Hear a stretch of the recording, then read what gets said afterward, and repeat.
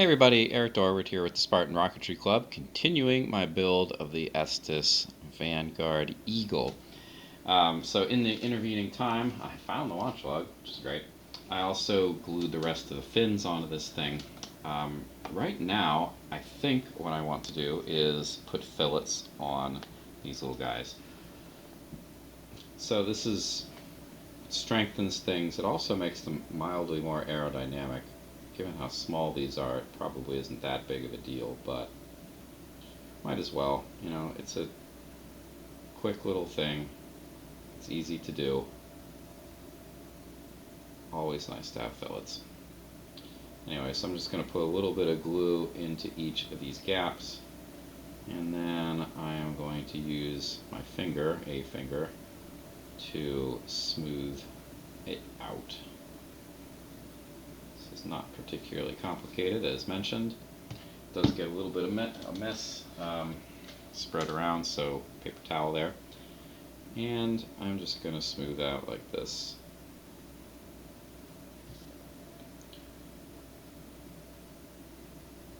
When you're doing this, it is entirely possible you will get bubbles, seams, whatever. If it doesn't look right the first time, just run your finger past it another time or two.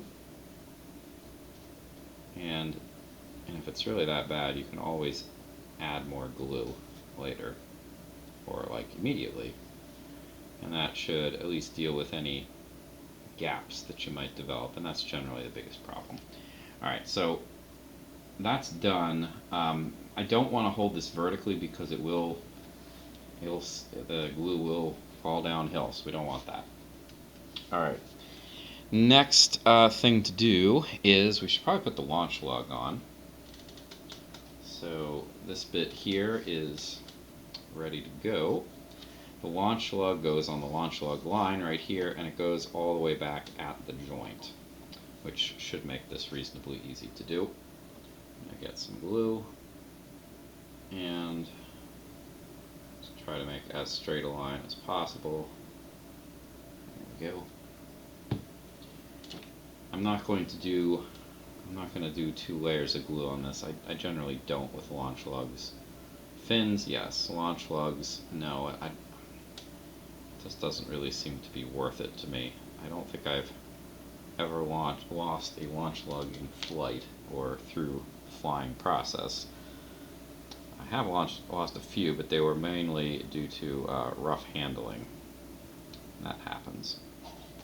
Alright, so I've got this. I'm going to try, this is a pretty long launch lug, so I'm going to try, at least on the first take, to line it up with the line. Now, I'm not going all the way back because I want to be able to see that line, because that's what I'm using for alignment purposes. And if I had it all the way, all the way to the edge, I wouldn't be able to see it. So I can see just a little bit. That actually looks pretty good.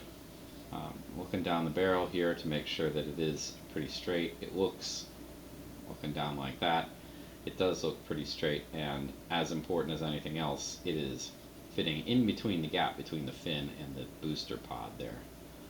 That, of course, would be quite important, because if it lined up with either the fin or the pod, you couldn't get the launch rod on this, and you would have a maybe nice looking rocket, but one that you couldn't fly. Alright, so that is taken care of.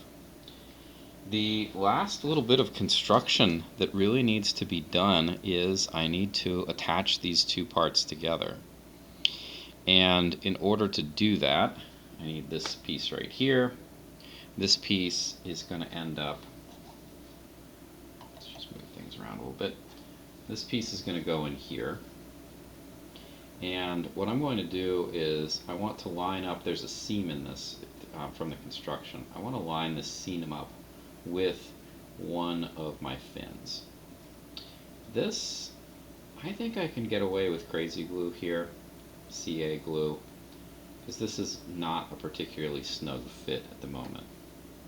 So I feel somewhat confident in not using the not using plastic cement for this. Ooh, that's some interesting build-up here.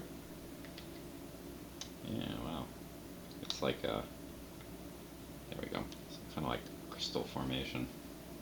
Alright, again, CA glue, glues almost instantaneously. You get a little bit of time to mess with it after you apply the two surfaces, but I generally like working with this rather than the plastic cement when it is reasonable to do so. Alright, again, I want this seam to line up directly, so I'm going to, before I even put it in, I'm going to eyeball it, make sure it's pretty straight. In it goes. That looks pretty good. And this stuff, like I said, it sets awfully quickly, so that's probably set, like right now. Okay? Now, the other end of this, and remember, I don't want to leave it like this long term because those fillets are still wet. The other end of this is going to, of course, attach in here, and I want my seam again to line up with, not that one, that's the launch lug, this one right here, the fin line, because this fin and this fin ought to be lined up. And if I did this correctly, this line should do that.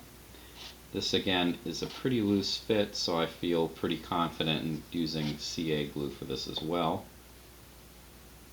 I just want to make sure I don't do anything stupid like bump the launch lug here. So, again, be a little careful about this.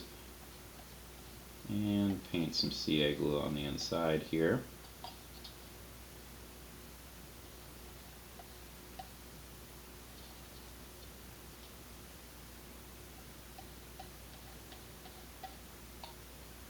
And this part, the worst thing you could do here would be to accidentally line up the fin, this fin, with this launch lug, so we really don't want to do that. Again, I'm going to eyeball my line here, and there it goes. Quickly, I'm going to look at these before my glue sets to make sure that they're lined up. They should be. And yeah, they look pretty good. My line, actually, in looking at it, was not quite perfect. I'm much more concerned about looking down the barrel and seeing that the fins are in alignment with each other more than checking that line. I, of course, want to make sure that I can see, straight down, and this fin isn't lining up with the launch lug, which seems to be the case. Is now not the case. I can see fine. So that's kind of it. That's a construction phase. Yeah, I mean, there's like nothing else to do right now. That's very exciting. So I'm just going to prop that up a little bit so this is relatively flat, and it's time for stuff to dry.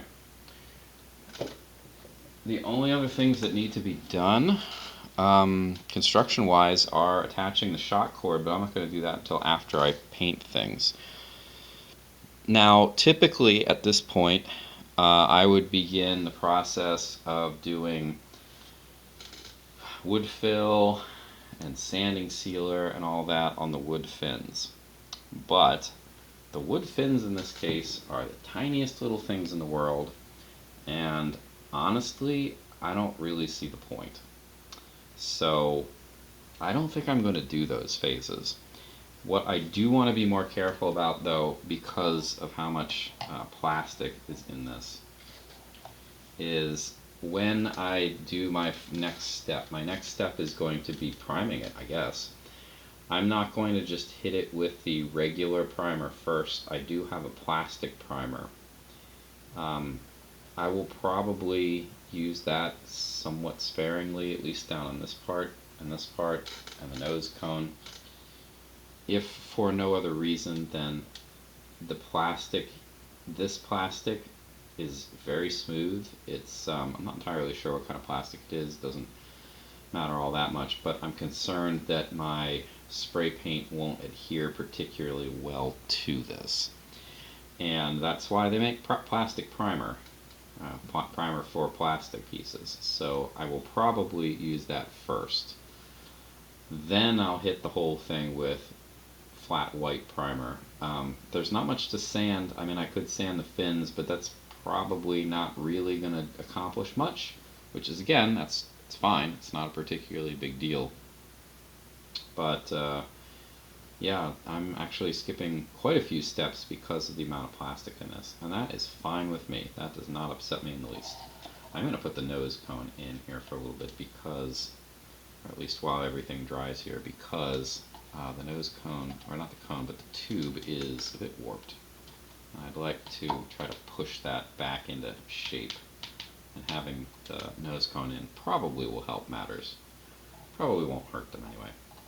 The only other thing I can think to do, I'm going to do it off camera because it's not worth watching, is I'm going to put a fillet on that once it dries, which it isn't dry right now, so I'm not going to do that. Yeah, so pretty exciting. Sounds good. I will then get to painting, I guess. How exciting. Alright, so I'll see you in the next video. Thanks for watching.